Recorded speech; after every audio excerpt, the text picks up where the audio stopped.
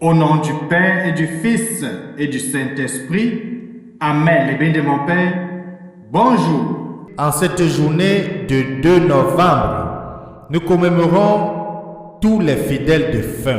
C'est aussi un jour spécial dans l'Église, c'est un jour spécial dans notre foi. Les bénis de mon Père, la prière pour les morts appartient à la plus ancienne tradition chrétienne. Il est donc naturel qu'au lendemain de la fête de ceux qui sont entrés dans l'intimité sacrée de Dieu, hier nous avons célébré de tous les saints, que notre sollicitude se porte vers nos frères et sœurs qui sont morts dans l'espoir de la résurrection et qu'elles embrassent aussi tous les morts dont seul le Seigneur connaît la foi. Aujourd'hui, de façon spéciale, même les prêtres ont le privilège de célébrer 3 messes. Ils ne peuvent cependant recevoir l'honoraire que pour une seule de ces messes.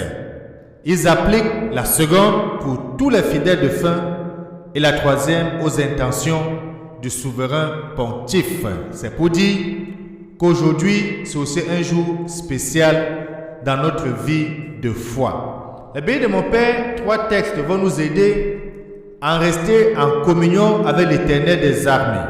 Le premier texte au livre de Sagesse, au chapitre 3, les versets 1 à 9, dans lequel le sage va nous dire que les âmes des justes sont dans la main de Dieu et aucun tourment n'a de prise sur eux. Cela doit nous réconforter parce que de plus en plus on voit des gens qui ont peur de la mort.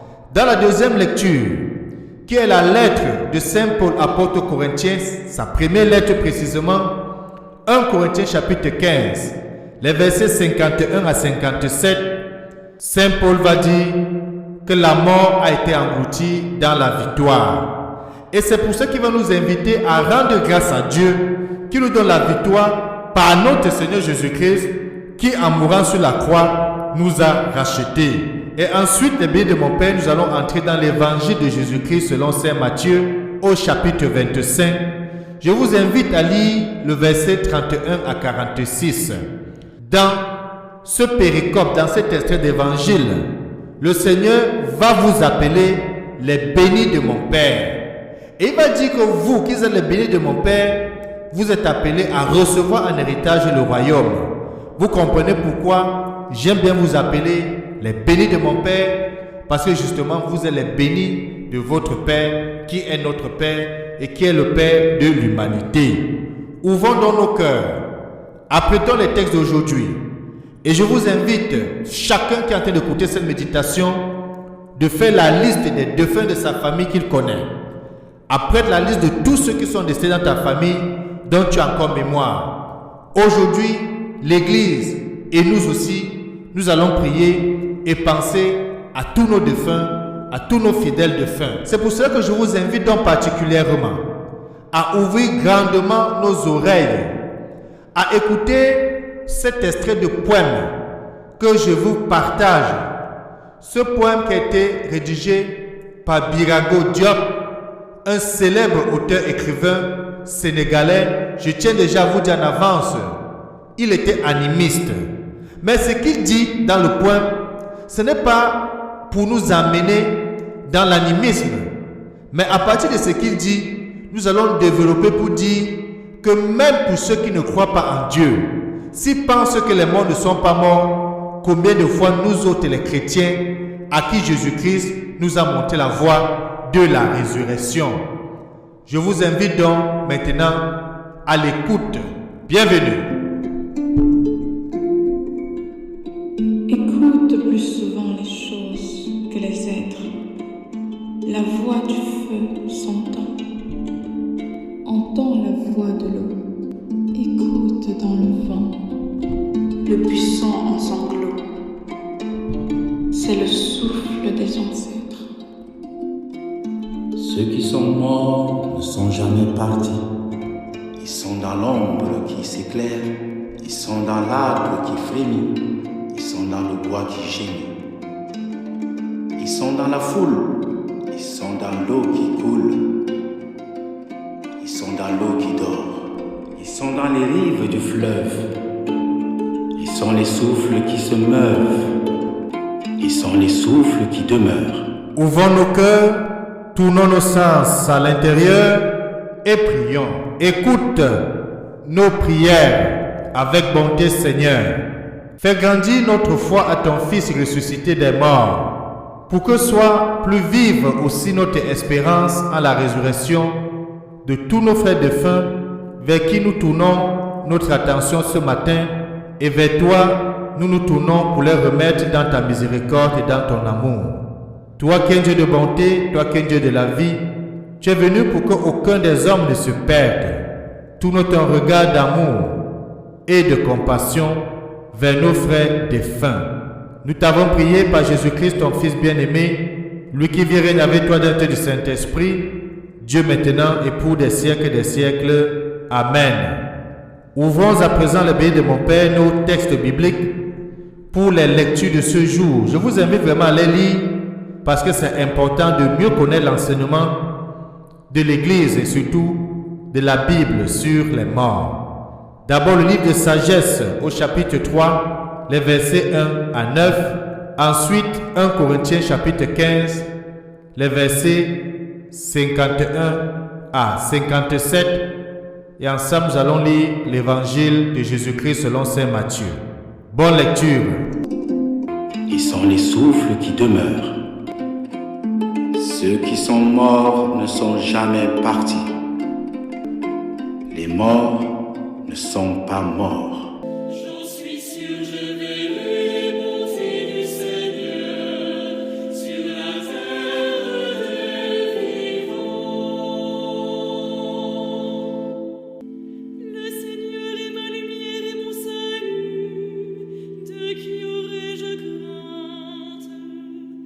Le Seigneur est le rempart de ma vie. Devant qui tremblerai-je?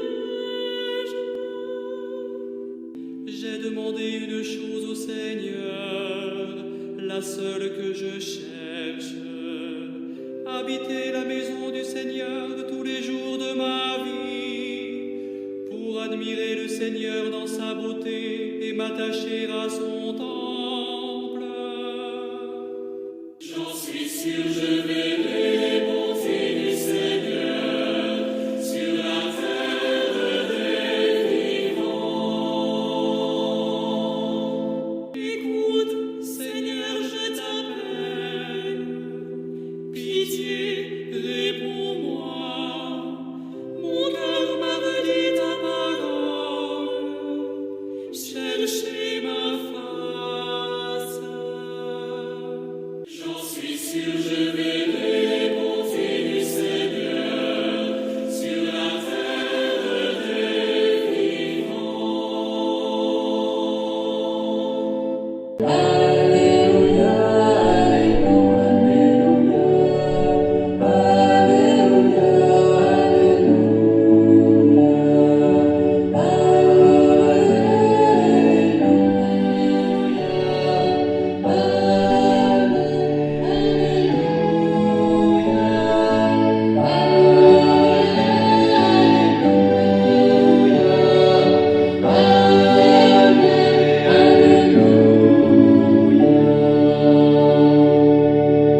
Évangile de Jésus-Christ selon saint Matthieu au chapitre 25, les versets 31 à 46.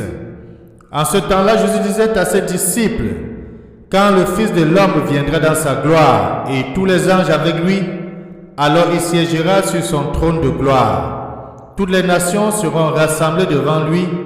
Il séparera les hommes les uns des autres, comme le berger sépare les brebis des boucs. Il placera les brebis à sa droite et les boucs à gauche. Alors le roi dira à ceux qui seront à sa droite: venez les bénis de mon Père, recevez en héritage le royaume préparé pour vous depuis la fondation du monde. Car j'avais faim et vous m'avez donné à manger. J'avais soif et vous m'avez donné à boire. J'étais un étranger et vous m'avez accueilli. J'étais nu et vous m'avez habillé. J'étais malade et vous m'avez visité. J'étais en prison et vous êtes venus jusqu'à moi. Alors les justes lui répondront, Seigneur, quand est-ce que nous t'avons vu? Tu avais donc faim et nous t'avons nourri. Tu avais soif et nous t'avons donné à boire. Tu étais un étranger et nous t'avons accueilli. Tu étais nu et nous t'avons habillé. Tu étais malade ou en prison. Quand sommes-nous venus jusqu'à toi? Et le roi leur répondra, Amen, je vous le dis, chaque fois que vous l'avez fait à l'un de ces plus petits de mes frères, c'est à moi que vous l'avez fait.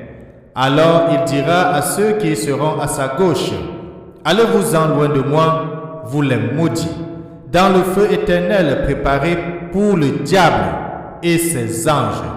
Car j'avais faim et vous ne m'avez pas donné à manger. J'avais soif et vous ne m'avez pas donné à boire. J'étais un étranger et vous ne m'avez pas accueilli. J'étais nu et vous ne m'avez pas habillé. J'étais malade et en prison et vous ne m'avez pas visité. Alors ils répondront eux aussi, Seigneur, quand avons-nous vu avoir faim, avoir soif, être nu, étranger, malade ou en prison, sans nous mettre à ton service? Il leur répondra, Amen. Je vous le dis, chaque fois que vous ne l'avez pas fait à l'un de ces plus petits, c'est à moi que vous ne l'avez pas fait. Et ils s'en iront, ceux-ci au châtiment éternel, et les justes à la vie éternelle. Acclamons la parole de Dieu. Louange à toi, Seigneur Jésus-Christ. Venez les bénis de mon Père. Recevez en héritage le royaume préparé pour vous depuis la fondation du monde. Les bénis de mon Père. Je suis heureux de partager avec vous cet évangile dont la dénomination est prise pour notre méditation de tous les jours. Soyons dans l'allégresse et dans la joie, parce que le royaume des cieux est préparé depuis la fondation du monde pour les bénis de mon Père, que vous êtes, que je suis et que nous sommes. Mais seulement les bénis de mon Père, pour hériter le royaume et être appelé béni de mon Père par le roi, il faut accomplir un certain nombre de choses. Il faut mettre à la lettre la recommandation de Saint Jacques qui dit que la foi sans des œuvres est une foi vaine, est une foi morte. Notre foi doit être une foi agissante. Puisque la parole de Dieu, elle aussi, elle est vivante, elle est agissante. On ne peut pas dire qu'on croit en Dieu et rester dans notre confort habituel. On peut prétendre être disciple du Christ et faire le témoignage des bouts des lèvres sans faire le témoignage par des actes concrets dans notre société. Et c'est pour ça que dans l'évangile, nous le comprenons mieux. Jésus dit, chaque fois que tu as rendu visite à un prisonnier, à un malade, tu as nourri quelqu'un qui avait faim, tu as donné à boire à un assoiffé, c'est à lui que tu l'as fait. Donc, en d'autres termes, des petits gestes au quotidien, les actes de notre vie, les actes de solidarité, les actes d'amour, les actes de charité au nom de Jésus et avec Jésus sont des actes qui nous conduisent à la vie éternelle. Et aujourd'hui, nous pouvons penser à nos fidèles de fin puisque c'est la mémoire des fidèles de fin. Et je veux le rappeler, les bénis de mon Père, que le poème que nous avons écouté de Bigago Diop, dont le titre est Le Souffle, il dit clairement que les morts ne sont pas morts. Ils sont dans le vent, ils sont dans ceci, dans cela. Mais ce qui est fondamental pour moi ce matin, ce n'est pas de mettre dans notre esprit l'animisme. Ce n'est pas de vanter l'animisme. C'est d'aller de l'animisme et de retrouver ce que nous avons aujourd'hui comme vie de foi. Voilà quelqu'un qui ne croit pas en un Dieu. Voilà quelqu'un qui ne croit pas à la résurrection, mais pourtant qui croit que la vie ne s'arrête pas avec la mort. Il croit que la mort est vaincue et que la vie continue même au-delà de la mort. C'est ce que je veux que nous retenons aujourd'hui. Si ceux qui ne croient pas en Dieu pensent à cela, combien de fois toi, le béni de mon Père, ou dans l'évangile d'aujourd'hui, le Seigneur dit très clairement que lors du jugement, il y aura ceux qui seront pour la vie éternelle et ceux qui seront pour les temps de feu. Et d'autres personnes diront même que, même dans les temps de feu, ils vont vivre éternellement, mais dans la souffrance. Et le feu éternel, puisque c'est bien dit, allez-vous-en loin de moi, vous les maudits, dans le feu éternel, préparé pour le diable et ses anges. Mais ça sera une vie éternelle dans la souffrance.